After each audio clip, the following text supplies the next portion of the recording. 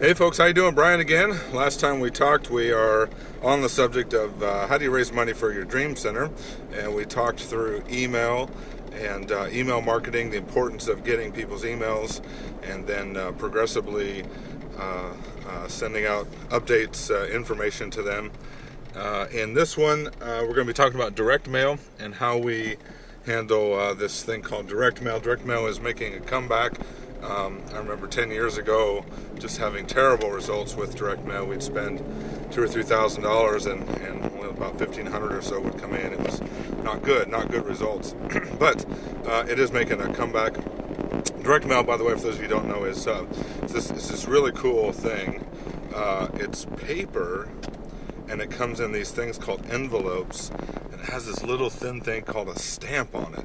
And you put it in this box, and miraculously it ends up at people's houses. It's the coolest thing. It's called direct mail. So how we use direct mail at the Dream Center, we use it for a couple things. One, we use it for receipting, for tax purposes for people. In Arizona, it's not only the tax deduction, but it's the tax credit. And so we have a process whereby we send out receipts to people. We use direct mail for invitations as well. Now we do email invitations as well, but direct mail for some of our higher end events. But the other thing we use direct mail for is for monthly correspondence with current donors, with donors who are on our mail list, who are donating frequently. And so we early on just and some of our ministries still do this. We just have a room and people with envelopes and paper sitting there, and we print a little newsletter and a little fundraising letter and put it in the envelope, stuff it in the envelope, put a stamp on it, and send it out.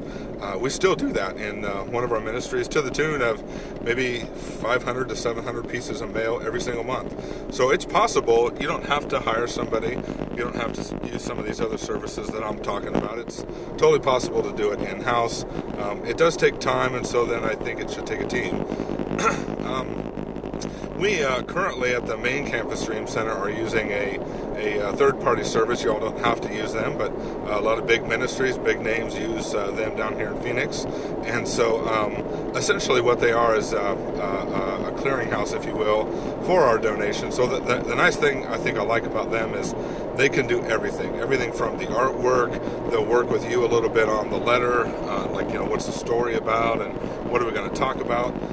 But generally they do all the writing and the creative stuff, the formatting. They put it in the envelope, they send it out. They get a better rate for sending it out in bulk like that. And so they also though offer a service whereby a P.O. box is at their place, and it's our P.O. box. And the P.O. box then, everything that comes to them on the P.O. box, they process it for us. And then in turn, within like a day, they get the receipt out to people. It's a very nice option to have. We do pay for that service. Not a lot, because the owner of the company is a board member. Hooray for board members. And so that's another way you can hire a company, what's called a direct mail company, to take care of direct mail for you. We have another ministry here in Phoenix, a larger one that actually does more volume than our main Dream Center campus. So our campus for young teen girls, actually we use an online service. So you actually go online and you can design your artwork right online, or you can upload your artwork, design the letter, hit send, and it sends it out. You have to upload your list, of course. They do not offer the processing service where they process the donation for you. They're more of just if you want to send a letter out to your donor. So why direct mail? I think direct mail for us, we are definitely seeing it make a comeback. I think that all the other mediums out there, this is 2018, being so saturated. I think for some people, the interest in mail that is not full-on junk mail is growing. I don't know how else to explain it. We will spend $700 to $1,000 a month on direct mail. Now, remember, that's a discount, but remember that much of what you're spending with direct mail is the stamps, the mail-out rate. Now, you can get like a half rate for being a nonprofit and things like that. So definitely do that.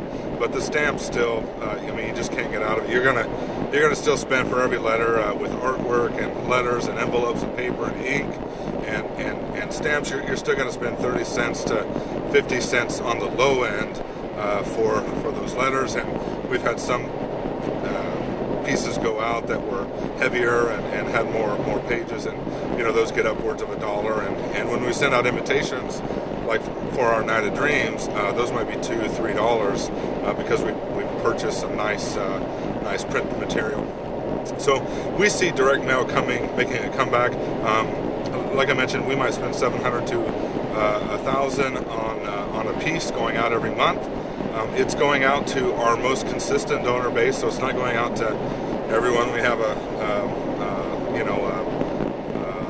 an address for. It's going out to our most consistent folks, and we may get back anywhere from, on the high end, $7,000 to $8,000, which for us is pretty good. One letter, 1 month, $8,000. Like, come on, who doesn't want that?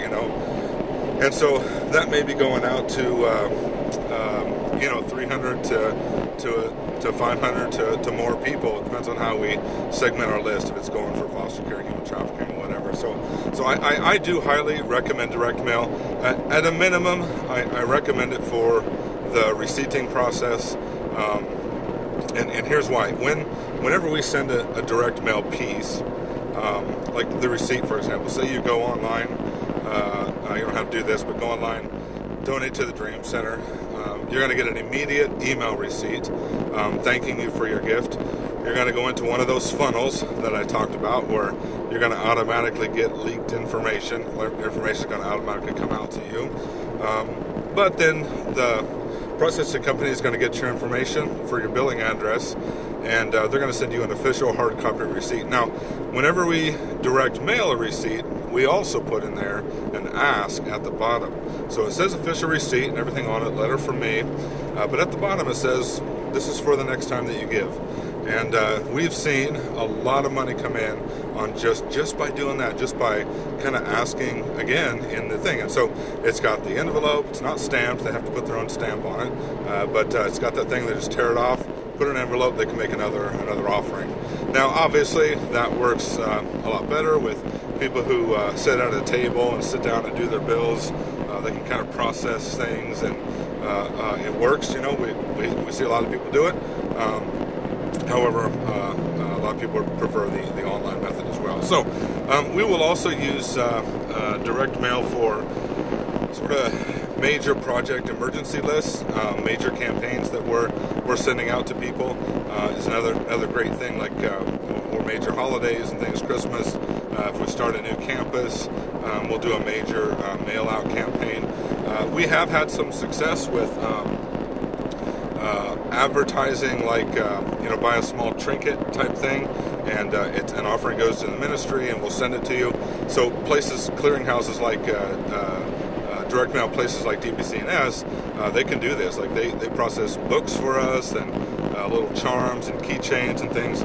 So a lot of reasons to use direct mail. That's another way that we raise funds. Both of those are excellent for a lot of our ministries, a lot of our programs down here in Phoenix. So God bless you. I hope that's been helpful.